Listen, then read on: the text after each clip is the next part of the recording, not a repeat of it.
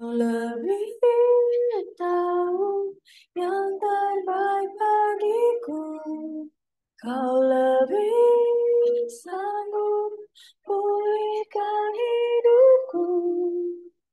Ku berserah, ku percaya hanya Yesus penolong yang setia.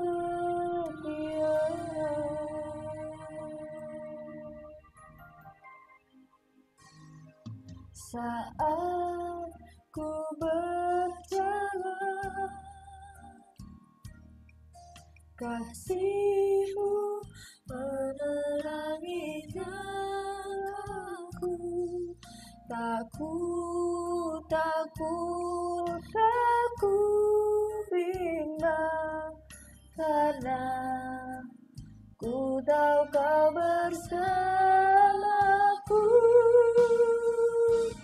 Kau lebih tahu yang terbaik bagiku.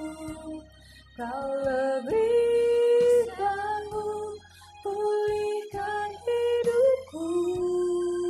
Ku berserah, ku percaya hanya Yesus penolong yang setia.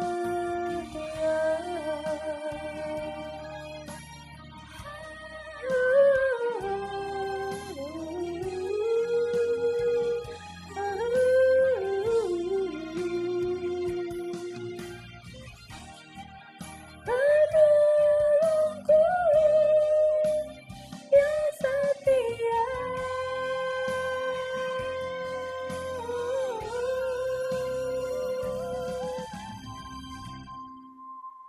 Amin, Yesus. Kau lebih tahu yang terbaik bagiku. Kau lebih sanggup pulihkan hidupku. Ku berserah, ku percaya hanya Yesus penolong yang setia. Hanya Yesus penolong yang setia.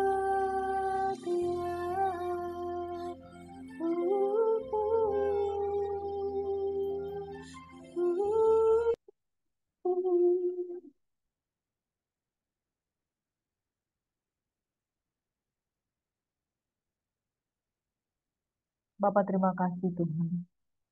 Kami percaya Engkau adalah penolong di dalam kesesakan, sangat terbukti. Diberkatilah orang yang mengandalkan Tuhan, yang menaruh harapan hanya kepada Tuhan. Sabar di dalam kesesakan, bertekun di dalam pengharapan. Dan kami senantiasa berdoa, apa yang kami harapkan, apa yang kami perlukan, kami bawa dalam doa. Sekalipun hati ini seringkali tergoda untuk lemah, hati ini seringkali tergoda untuk kecewa, tetapi Tuhan senantiasa memberikan kami pengharapan yang baru. Terima kasih Bapa di surga, kami belajar untuk mengumpulkan kekuatan kami di dalam iman bahwa di dalam Yesus ada pengharapan. Makasih Bapa, dalam nama Yesus kami siap untuk mendengarkan firman-Mu, di dalam nama Yesus kami berdoa mengucap syukur. Haleluya. Amin. Shalom, selamat pagi sahabat Yesus yang diberkati oleh Tuhan Yesus Kristus. Jumpa lagi bersama dengan kami, Gracia Hope Compassion Channel. Kami berdoa dan kami berharap bahwa saudara adalah orang-orang yang tetap kuat di dalam Tuhan. Tetap semangat apapun yang menjadi pergumulan saudara. Bapak Ibu yang diberkati oleh Tuhan Yesus Kristus, jagalah hatimu dengan segala kewaspadaan. Sebab dengan menjaga hati, dari situ terpancar yang namanya kehidupan. Bapak Ibu yang diberkati oleh Tuhan Yesus Kristus, kita perlu betul-betul menjaga hati. Hari-hari ini adalah begitu banyak goncangan. Ada begitu banyak goncangan. Hari-hari ini iblis sedang membuat jebakan yang begitu banyak. Sehingga orang-orang yang bahkan sudah ada di dalam Tuhan itu mengalami yang namanya kekecewaan. Bapak Ibu Saudara yang diberkati oleh Tuhan Yesus Kristus. Kecewa adalah perasaan yang normal yang dihadapi oleh manusia. Tetapi kekecewaan itu adalah sebuah celah Yang iblis bisa masuk di dalamnya ketika dia berpuasa di dalamnya bisa muncul yang namanya akar pahit. Dari akar pahit akhirnya orang mulai menjauhkan diri dari kasih karunia Tuhan. Itu sebabnya firman Tuhan berkata, jangan sampai kita menjauhkan diri dari kasih karunia Tuhan yang membawa kita ke dalam kesesakan, kepahitan, dan kerusuhan. Bapak Ibu yang diberkati oleh Tuhan Yesus Kristus, jagalah hatimu dengan segala kewaspadaan. Jagalah supaya jangan ada dari antara kita yang menjauhkan diri dari kasih karunia Allah. Jangan tumbuh akar yang pahit. Akar yang pahit menimbulkan kerusuhan. Di mana-mana terjadi yang namanya pertengkaran karena satu orang ada memiliki akar pahit dalam hatinya. Mencemarkan komunitas, mencemarkan banyak orang. Hati-hati di dalam menjaga hati. Sebab kalau hati ini yang Tuhan buat ciptakan hati ini untuk menyembah Tuhan, tapi kita kecewa dan kemudian kekecewaan itu mengakibatkan kita bisa menolak. Bapak Ibu Saudara yang diberkati oleh Tuhan Yesus Kristus, jagalah hati dengan segala kewaspadaan karena dari situ terpancarlah kehidupan. Bapak Ibu yang diberkati oleh Tuhan Yesus Kristus, mari kita akan merenungkan sabda firman Tuhan pada malam hari ini. Anak-anak Tuhan, jaga hati. Jangan sampai engkau kecewa. Ada orang kecewa karena dia tidak memperoleh apa yang dia dapatkan. Ada juga orang kecewa karena dia merasa sudah memberikan yang terbaik dan kemudian dia merasa bahwa hidupnya itu tidak ada perubahan. Apa yang dia minta tidak dikabulkan. Ada juga orang yang kecewa karena habitnya memang suka kecewa. Nah, saudaraku yang diberkati oleh Tuhan Yesus Kristus, mari kita sungguh-sungguh ya, kita sungguh-sungguh mau datang kepada Tuhan dengan hati yang penuh dengan kelemah lembutan untuk mau belajar. Bapak Ibu Saudara yang diberkati oleh Tuhan Yesus Kristus, mari kita akan merenungkan pada saat pagi hari ini dari Matius 11 ayat 1 hingga ayat yang ke-19. Berbahagialah orang yang tidak menjadi kecewa dan menolak aku. Mari saudara kita belajar kebenaran firman Tuhan ini bersama-sama. Dalam Matius 11 ayat 1 hingga seterusnya, saudara kita baca. Setelah Yesus selesai berpesan kepada kedua belas muridnya, pergilah ia dari sana untuk mengajar dan memberitakan Injil ke dalam kota-kota mereka. Di dalam penjara, Yohanes mendengar tentang pekerjaan Kristus, lalu menyuruh murid-muridnya bertanya kepadanya, engkaukah yang akan datang itu? Atau haruskah kami menantikan orang lain? Yesus menjawab mereka, pergilah dan katakanlah kepada Yohanes, apa yang kamu dengar dan kamu lihat. Orang buta melihat, orang lumpuh berjalan, orang kusta menjadi tahir, orang tuli mendengar, orang mati dibangkitkan, dan kepada orang miskin diberitakan kabar baik. Dan berbahagialah orang yang tidak menjadi kecewa dan menolak aku. Setelah murid-murid Yohanes pergi, mulailah Yesus berbicara kepada orang banyak itu tentang Yohanes. Untuk apakah kamu pergi ke padang gurun, melihat bulu yang digoyangkan angin kian kemari? Atau untuk apakah kamu pergi, melihat orang yang berpakaian halus? Orang yang berpakaian halus itu tempatnya di istana raja. Jadi, untuk apakah kamu pergi, melihat nabi? Benar, dan aku berkata kepadamu bahkan lebih daripada nabi. Karena tentang dia ada tertulis, lihatlah, aku menyuruh utusanku mendahului engkau. Ia akan mempersiapkan jalanmu di hadapanmu. Aku berkata kepadamu, sesungguhnya di antara mereka yang dilahirkan oleh perempuan tidak pernah tampil seorang yang lebih besar daripada Yohanes Pembaptis. Namun yang terkecil dalam kerajaan sorga lebih besar daripadanya. Sejak tampil Yohanes Pembaptis hingga sekarang, kerajaan sorga diserong dan orang yang menyerongnya mencoba menguasainya. Sebab semua nabi dan kitab Taurat bernubuat hingga tampilnya Yohanes. Dan jika kamu menerimanya, ialah Elia yang akan datang itu. Siapa bertelinga, hendaklah ia mendengar. Dengan apakah akan kuumpamakan angkatan ini? Mereka itu seumpama anak-anak yang duduk di pasar dan berseru kepada teman-temannya. Kami meniup seruling bagimu, tetapi kamu tidak menari. Kami menyanyikan kidung duka, tetapi kamu tidak berkabung. Karena Yohanes datang, ia tidak makan dan tidak minum. Dan mereka berkata, ia kerasukan setan. Kemudian anak manusia datang, ia makan dan minum. Dan mereka berkata, Lihatlah, ia seorang pelahap dan peminum, sahabat pemungut cukai dan orang berdosa. Tetapi hikmat Allah dibenarkan oleh perbuatannya. Saudara yang diberkati oleh Tuhan Yesus Kristus, latar belakang dari ayat firman Tuhan ini adalah Tuhan ini menceritakan tentang Yohanes Pembaptis yang ada di dalam penjara. Saudara, Yohanes Pembaptis yang ada di dalam penjara pada waktu itu karena dia ditangkap oleh Raja Herodes. Dan pada waktu dia ada di dalam penjara, dia menyuruh murid-muridnya, murid-murid Yohanes, menanyakan langsung kepada Kristus.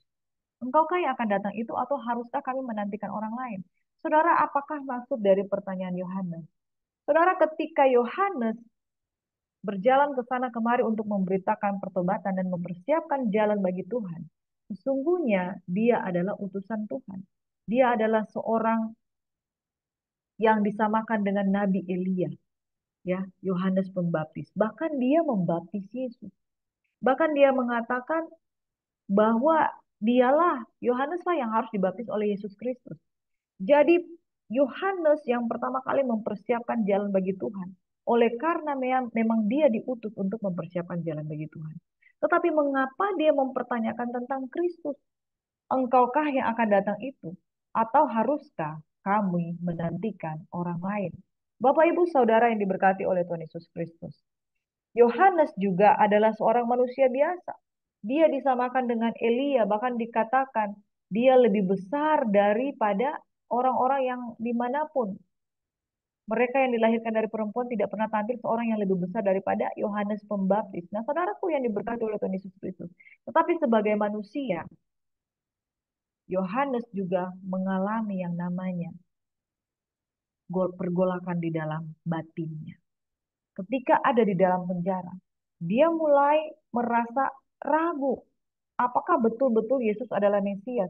Itu sebabnya dia mempertanyakan melalui muridnya, apakah Yesus itu adalah Mesias? Apa yang menjadi jawaban Yesus? Pergilah dan katakanlah kepada Yohanes, apa yang kamu dengar dan yang kamu lihat, orang buta melihat, orang lumpuh berjalan, orang kusta menjadi tahir, orang tuli mendengar, orang mati dibangkitkan, dan kepada orang miskin diberitakan kabar baik. Dan kemudian Yesus berkata, dan berbahagialah orang yang tidak menjadi kecewa dan menolak aku. Bapak Ibu Saudara yang diberkati oleh Tuhan Yesus Kristus, Yohanes pun sempat memiliki kebimbangan. Apakah Yesus yang datang sebagai Mesias atau bukan? Apakah dia yang dipersiapkan jalannya, yang diperintahkan oleh Bapa atau bukan? Saudaraku yang diberkati, Yesus mengingatkan kepada Yohanes, berbahagialah orang yang tidak menjadi kecewa dan menolak aku. Saudara, ketika kita, sekalipun kita adalah anak-anak kerajaan, sekalipun kita adalah anak-anak Tuhan, tetapi kalau hati kita mengalami goncangan, emosi, merasa khawatir, merasa tertekan, Yohanes ada di dalam penjara, itu sebabnya dia mengalami tekanan.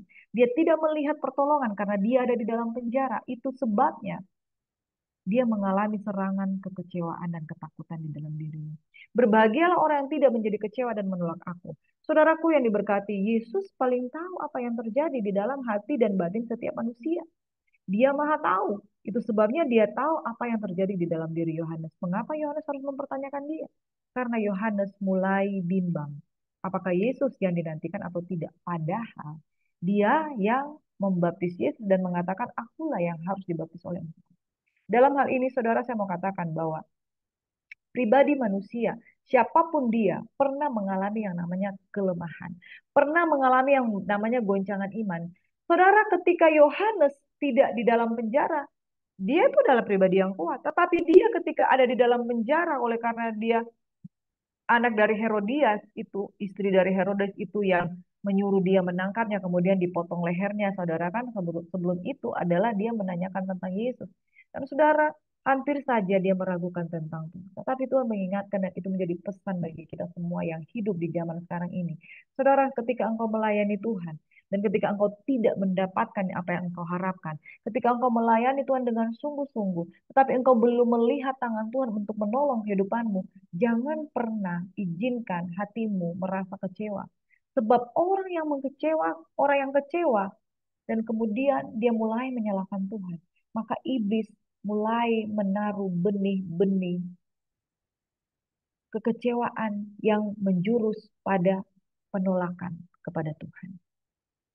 Pesan ini sangat penting bagi kita orang yang percaya, yang doa-doanya belum dijawab. Berbahagialah orang yang tidak menjadi kecewa dan menolak aku. Benar, saudara. Perkataan ini benar. Ada banyak anak-anak Tuhan, ada banyak hamba-hamba Tuhan. Ketika dia belum melihat pertolongan, ketika dia belum melihat jawaban daripada Tuhan, dia mulai kecewa, kecewa, dan kecewa. Pada akhirnya, mulai menyalahkan Tuhan. Saudara lihat, banyak di gereja, orang ketika dia pergi ke gereja, lalu dia melihat ada hamba Tuhan yang mengecewakan. Dia mulai meninggalkan pelayanan. Dia mulai meninggalkan komunitas. Saudara yang diberkati oleh Tuhan Yesus Kristus. Berbahagialah orang yang tidak menjadi kecewa dan menolak kasih karunia Tuhan. Tuhan mengingatkan kepada murid-murid Yohanes yang bertanya pada waktu itu, bahwa engkau melihat orang buta melihat, orang lumpuh berjalan, orang kusta menjadi tahir, orang tuli mendengar, orang mati dibangkitkan, dan pada orang miskin diberitakan kabar baik. Dalam artinya, masihkah engkau ragu bahwa aku adalah Mesias? Jangan kecewa. Ini pesan Tuhan Yesus kepada Yohanes, jangan kecewa. Engkau harus melihat bahwa bukti-bukti yang menunjukkan bahwa aku adalah Mesias itu kau bisa lihat dari sekitarmu. Lalu murid-murid Yohanes pun pergi. Mulailah Yohanes berbicara kepada orang banyak itu tentang Yohanes, tentang kebesaran dari Yohanes. Saudara, pada akhirnya, akhir dari kehidupan Yohanes Pembaptis, dia memang dibunuh oleh Raja Herodes karena anaknya Herodias meminta hadiah daripada Herodes dan kepala Yohanes Pembaptis yang kemudian diserahkan. Yesus mengatakan kepada orang banyak bahwa sesungguhnya di antara mereka yang dilahirkan oleh perempuan itu tidak pernah tampil seorang yang lebih besar daripada Yohanes Pembaptis. Tetapi panggilan Yohanes Pembaptis adalah untuk mempersiapkan jalan bagi Tuhan Yesus Kristus. Sejak tampilnya Yohanes Pembaptis hingga sekarang kerajaan surga diserong dan orang yang menyerongnya mencoba menguasainya. Semua nabi dan kitab Taurat bernubuat hingga tampilnya Yohanes. Dan jika kamu mau menerima, ialah Elia yang akan datang itu. Jadi saudaraku yang diberkati oleh Tuhan Yesus Kristus, Yohanes diteguhkan oleh Yesus bahwa ialah Elia yang akan datang itu. Jadi saudaraku yang diberkati oleh Tuhan Yesus Kristus, Yesus sedang membuktikan bahwa dia adalah pribadi yang dipersiapkan jalannya oleh Yohanes itu sudah datang. Karena Yohanes datang, ia tidak makan dan tidak minum, dan mereka berkata kerasukan setan. Kemudian anak manusia datang, ia makan dan minum, dan mereka berkata, lihatlah ia seorang pelahap dan peminum, sahabat pemungut cukai dan orang berdosa. Tapi hikmat Allah dibenarkan oleh perbuatannya. Dengan perkataan demikian, Yesus sedang menegaskan kepada orang banyak yang dia jelaskan itu bahwa dia adalah Mesias. Dan harusnya Yohanes juga yang mempersiapkan jalan bagi Tuhan tidak lagi meragukan bahwa dia adalah Mesias. Saudaraku yang diberkati oleh Tuhan Yesus Kristus, anak-anak kerajaan, jangan biarkan ada kekecewaan ketika engkau ragu tentang kepercayaanmu kepada Tuhan, ketika engkau melihat bahwa ada sesuatu yang mengganjal hatimu. Jangan izinkan kekecewaan menguasai hatimu. Sebab jika orang kecewa, itu merupakan benih. Kemudian iblis lebih dalam lagi masuk.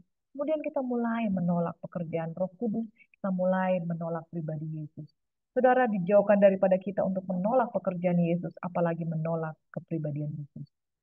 Di dalam Matius 13, ayat 54 hingga 58, orang-orang yang di sekitar Yesus menjadi kecewa dan kemudian karena kekecewaan mereka, mereka mulai menolak dia.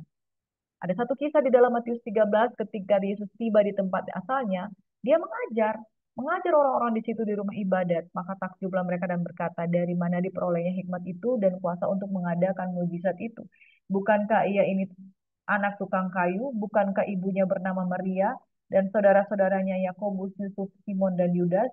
Dan bukankah saudara-saudaranya perempuan semuanya ada bersama kita? Jadi dari mana diperolehnya semuanya itu? Ayat 57. Lalu mereka kecewa dan menolak dia. Maka Yesus berkata kepada mereka, seorang nabi dihormati di mana-mana, kecuali di tempat asalnya sendiri dan di rumahnya. Dan karena ketidakpercayaan mereka, tidak banyak mujizat diadakannya di situ. Saudara, you see bahwa kekecewaan mengakibatkan penolakan. Kekecewaan mengakibatkan penolakan. Hati-hati dengan hati yang kecewa. Hati-hati dengan hati yang mulai complaining. Saudara, hati yang kecewa itu adalah akar dari yang namanya kepahitan. Ketika kekecewaan itu dibuahi, maka hasilnya adalah akar-akar pahit. Buahnya adalah kebencian. Bapak, Ibu, Saudara yang diberkati oleh Tuhan Yesus Kristus, perlakukan kekecewaan ini dengan bijak, yaitu usir kekecewaan itu, minta roh sukacita daripada Tuhan. Karena kalau kecewa itu ada di dalam hati manusia, akibatnya adalah penolakan demi penolakan. Diawali dengan penolakan firman, kemudian menolak untuk beribadah, kemudian menolak karya Tuhan, dan akhirnya tidak akan ada banyak mujizat dikerjakan di sana.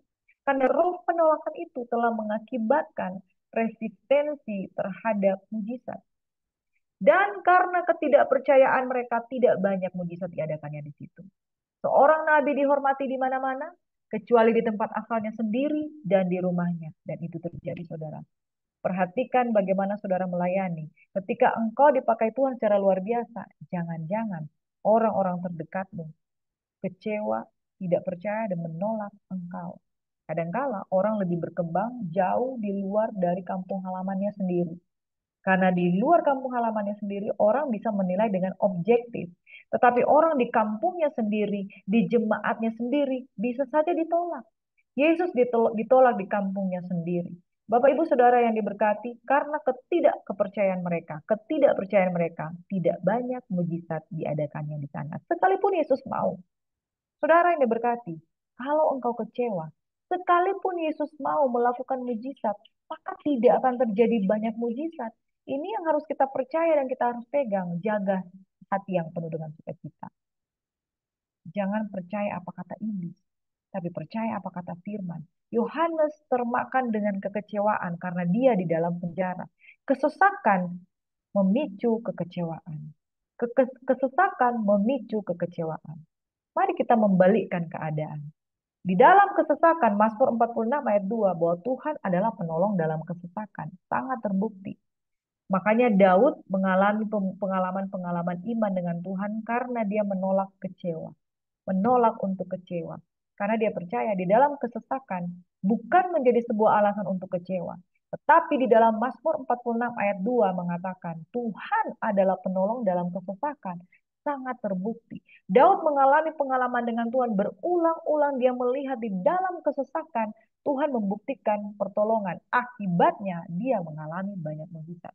So, apa yang harus saya sampaikan di sini adalah kesesakan bisa menjadi alasan untuk kecewa. Tetapi kita jika punya iman, kesesakan bisa menjadi alasan untuk percaya ketidakmustahilan itu, saudara. Ada mujizat yang pasti terjadi. Ketika di dalam kesesakan kita percaya, mujizat itu nyata. Kalau di dalam kesesakan kita tidak percaya, maka kita akan mengalami ketiadaan. Bapak Ibu yang diberkati oleh Tuhan Yesus Kristus. Di dalam Yohanes 16 ayat 1 hingga 4 firman Tuhan berkata, semuanya ini kukatakan kepadamu supaya kamu jangan jadi kecewa dan menolak aku. Saudara, 3 kali ayat firman Tuhan yang saya bacakan di sini, kekecewaan mengakibatkan penolakan. Kekecewaan mengakibatkan penolakan. Oleh sebab itu, jangan kecewa, jaga hati, tetap sukacita, supaya mujizat itu terjadi. Di dalam semuanya ini, itu sedang memperingatkan murid-muridnya. Aku mengatakan kepadamu supaya kamu jangan kecewa dan menolak aku. Memang kamu akan dikucilkan. Akan datang saatnya bahwa setiap orang yang membunuh kamu akan menyangka berbuat bakti bagi Allah. Mereka akan berbuat demikian karena mereka tidak mengenal baik Bapa maupun aku. Tetapi semuanya ini kukatakan kepadamu, supaya apabila dia datang saatnya kamu ingat bahwa aku telah mengatakannya kepadamu. Saudara yang diberkati, Yesus sudah memberikan peringatan bagi kita bahwa keadaan-keadaan sulit, keadaan-keadaan kesesakan itu pasti terjadi. Tetapi jangan kecewa. Kekecewaan mengakibatkan penolakan. Penolakan mengakibatkan ketiadaan mujizat. Itu sebabnya saudara, sabar dalam kesesakan dan kemudian tetaplah bertekun dalam doa. Roma 12 ayat 12 berkata, bersukacitalah dalam pengharapan, sabar dalam kesesakan, dan tetap bertekun dalam doa. Sekalipun engkau punya banyak alasan untuk kecewa, tapi jaga hatimu dan minta Tuhan pulihkan. Yesus adalah penolong dalam kesesakan sangat terbukti. Berbahagialah orang yang tidak menjadi kecewa dan menolak Tuhan. Aku berdoa pada pagi hari ini, saudara memiliki hati yang dipulihkan oleh Tuhan, dan iblis tidak akan menjebak kita dalam kekecewaan. Mari berdoa. Tuhan kiranya memberkati dan melindungi engkau. Tuhan menjaga hatimu dengan segala kewaspadaan. Dari situ terpancar kehidupan. Engkau diberkati dan dipulihkan. Biarlah di dalam kesesakan kita percaya Yesus mampu melakukan mujizat. Jangan sampai di dalam kesesakan kami mengalami kekecewaan. Kekecewaan mengakibatkan penolakan terhadap karya Allah. Penolakan terhadap karya Allah membuat kami sulit untuk menerima mujizat. Sebab itu kami berdoa Bapa di surga. Hamba mengulurkan tangan kepada jemaat Tuhan yang hari ini mendengarkan firman Tuhan. Pemulihan hati terjadi. Engkau mengampuni orang yang bersalah kepadamu. Dan dalam nama Yesus, aku mengangkat tangan dan mengurapi anak-anak Tuhan yang percaya. Mari angkat kedua tanganmu dan katakan, aku percaya, aku menerima kuasa. Dijauhkan dari kekecewaan yang tidak dapat kami pahami. Tuhan adalah penolong dalam kesesakan. Kesesakan bukan alasan untuk kecewa, tetapi kesesakan adalah alasan untuk kami percaya bahwa Yesus sanggup. Berbahagialah orang yang tidak menjadi kecewa dan menolak karya Roh Kudus. Kami berdoa seperti seorang perempuan yang 12 tahun pendarahan. Dia tidak dikuasai kekecewaan, tapi dia bertekun di dalam kesesakan. Bertekun di dalam pengharapan, bertekun di dalam doa, bersuka cita senantiasa. Itulah yang menjadi kekuatan. Tuhan kiranya memberkati, memberikan kekuatan, dan hari ini kau yang mendengarkan firman Tuhan dikuatkan dalam nama Yesus. Segala bentuk roh kekecewaan kami tolak usir tengking dalam nama Yesus. Engkau penipu, iblis, pencuri, pembunuh, pembinasan, cita damai sejahtera. Kami usir, tolak, keluar dalam nama Yesus. Diberkatilah orang yang percaya dan menaruh harapan hanya pada Tuhan. Dalam nama Yesus kami berdoa dan bersyukur. Haleluya. Shalom, bersukacitalah dalam pengharapan, sabar dalam kesesakan, dan bertekunlah di dalam doa. God bless you. Tuhan memberkati.